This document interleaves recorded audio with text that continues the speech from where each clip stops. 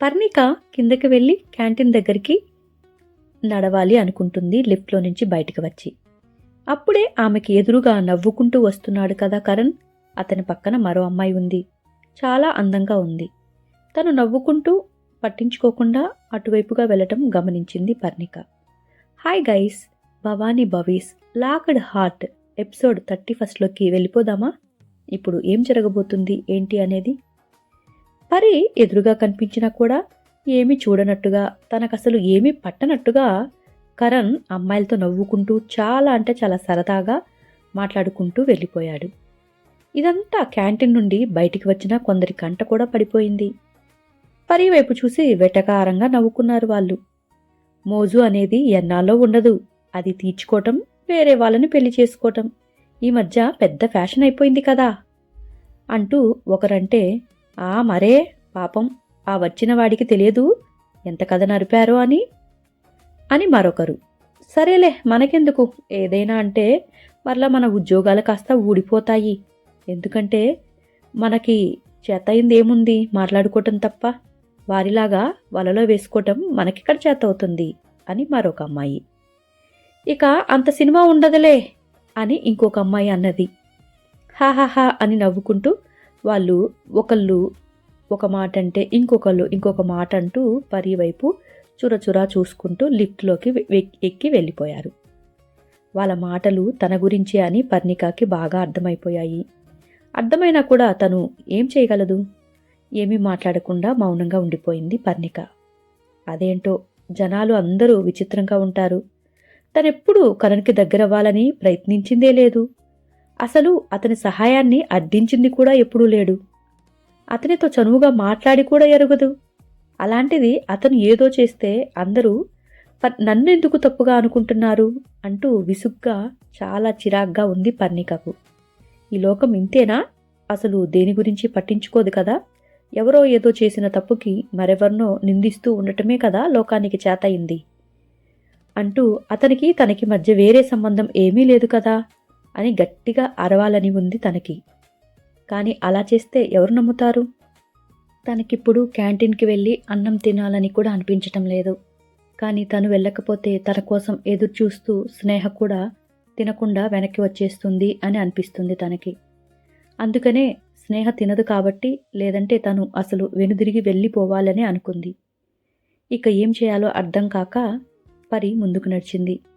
ఎలానో స్నేహ దగ్గరికి వెళ్ళి కూర్చుంది అతి కష్టం మీద. కానీ మనసులో మాత్రం తనకి ఇందాక ఆఫీస్ స్టాఫ్ అందరూ తన గురించి అలా వక్రంగా మాట్లాడుకోవటం అనే మాటలే పదే పదే తలలో తిరుగుతున్నాయి. ఏంటే ఇంతసేపు అని పరి బాక్స్ ఆమె ముందుకు తోస్తూ పరి ఆలోచనల్ని చెడగొట్టేసింది. స్నేహ అలా అడగగానే ఏమీ మాట్లాడకుండా మూత తీసి స్పూన్ తోటి నోట్లో పెట్టుకుని తింటూ ఉంది. కానీ తనకైతే మింగుడు పడటం లేదు. గొంతులో ఏదో అడ్డు ఉన్నట్లుగా అనిపిస్తుంది.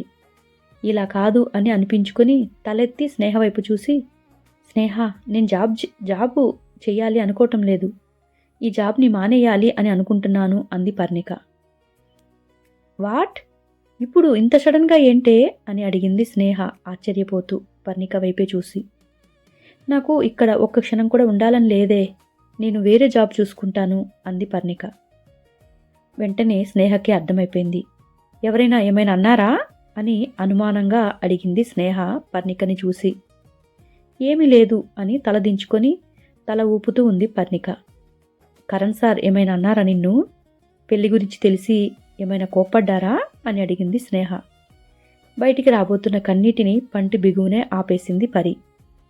నాకు ఆకలిగా లేదు, నువ్వు తినేసిరా అని లేచి అక్కడి నుండి వడివడిగా బయటికి నడిచేసింది క్యాంటీన్ నుండి. ఇక ఆమె లిఫ్టులో ఆమె ఒక్కటే ఎక్కింది. ఒంటరితనంతో ఆగను అంటూ వచ్చేశాయి కన్నీళ్లు. చెంపల పైకి జారిపోతూ ఉన్నాయి. వాటిని గబగబా తుడుచుకుంటుంది. పరి అలా తుడుచుకోగానే డింగ్ అంటూ మెసేజ్ సౌండ్ వచ్చింది. లంచ్ చేశారా అని తరుణ్ నుండి మెసేజ్. ఎప్పుడెప్పుడు సాయంత్రం అవుతుందా అని చూస్తున్నాను అండి. ఇప్పటికీ 4 సార్లు మా టీం హెడ్తో చివాట్లు తిన్నాను ఫోన్ చూస్తూ. ఫోన్లో మన పిక్స్ చూస్తూ ఉన్నాను. ఎంత బాగున్నారో మీరు. నేను మీ పక్కన అస్సలు సరిపోలేదు. మా కొలీగ్స్ పార్టీ ఇమ్మని నన్ను ఒకటే గొడవ పెట్టేస్తున్నారు. మిమ్మల్ని కూడా తీసుకురమ్మని అంటున్నారు. కానీ నేను ఒప్పుకోలేదు. మీరు అలాంటి చోటుకు రావటం నాకు కూడా ఇష్టం లేదు.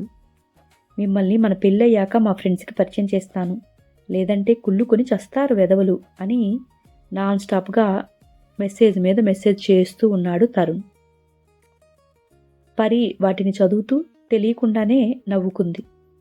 మెల్లిగా అలా నవ్వుకుంటూ తన ప్లేస్లోకి తను వెళ్ళి సిస్టమ్ను ఆన్ చేసింది. అప్పటిదాకా ఉన్న దుఃఖం పరికి ఎందుకనో తెలియకుండానే పోయింది. అప్పుడే స్నేహ వచ్చింది. స్నేహ వచ్చేసరికి వర్క్ చేస్తూ కనిపించింది పరి. పరి ముఖం ఇందాకట్లాగా దిగులుగా లేదు, మామూలుగానే ఉంది. అంతలోనే ఏమైంది దానికి?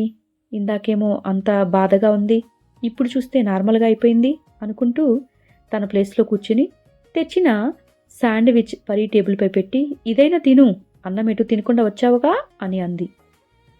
వద్దు అనకుండా ఇక సైలెంట్గా తినేసింది పర్ణిక.